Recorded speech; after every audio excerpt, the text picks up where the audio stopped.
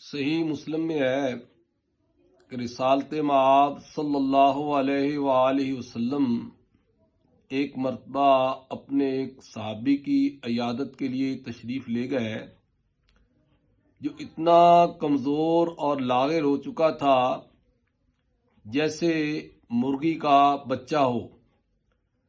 نبی مکرم صلی اللہ علیہ وآلہ وسلم نے اس سے پوچھا کہ تم دوران بیماری کوئی دعا کیا کرتے تھے؟ آپ نے بڑے محبت سے اس سے یہ پوچھا تو اس نے عرض کی، یا رسول اللہ صلی اللہ علیہ وآلہ وسلم، ہاں میں یہ دعا کیا کرتا تھا کہ اگر میرے لیے آخرت میں عذاب ہے تو مجھے دنیا میں ہی دے دیا جائے۔ اس پر آپ صلی اللہ علیہ وآلہ وسلم نے بڑے محبت بھرے انداز میں کہا، سبحان اللہ، آپ میں اس کی نہ طاقت تھی نہ برداشت، آپ نے یہ دعا کیوں کی؟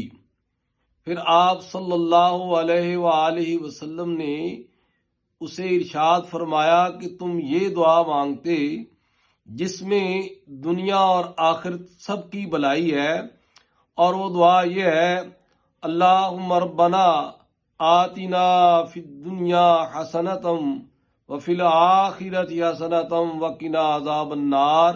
اے اللہ، ہمیں دنیا اور آخرت میں بھلائی عطا فرما اور آخرت میں دوزخ کے عذاب سے بچا لے۔ تو روایت میں آتا ہے کہ آپ صلی اللہ علیہ وآلہ وسلم نے اس کو دعا کی تلقین فرمانے کے بعد آپ نے خود بنفس نفیس اس صحابی کی شفا یابی کے لیے دعا کی۔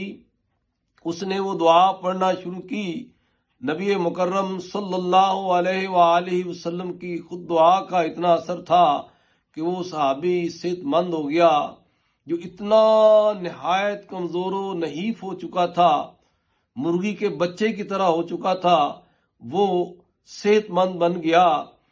محترم ناظرین، اس دعا میں جو نبی اکرم صلی اللہ علیہ وآلہ وسلم سے منقول ہے، اور یہ بھی منقول ہے کہ آپ اکثر اس دعا کو کیا کرتے تھے، تو اس میں حسنہ ایک ایسا لفظ ہے جو دنیا اور آخرت کی تمام بھلائیوں کا مجموعہ ہے۔